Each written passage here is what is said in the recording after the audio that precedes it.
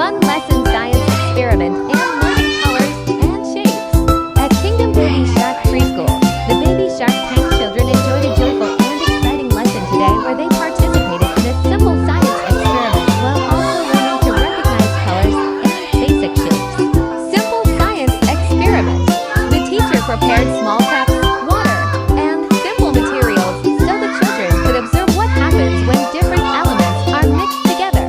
The children watched carefully as the teacher gently stirred the water in a clear cup. When they saw the water change color or tiny particles dissolve, the whole class excitedly shouted, "Wow!" Their curious little eyes made the classroom lively and full of wonder. Learning colors. After the experiment, the Baby Shark Tank children continued learning to identify basic colors such as red, yellow, blue. The teacher showed color cards and the children quickly called out the color names.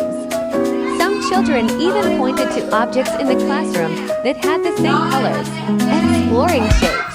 The children also practiced recognizing basic shapes, including circle, triangle, square. They held the shapes in their hands, observed them closely, and matched them to the correct positions following the teacher's guidance. Some children raised their hands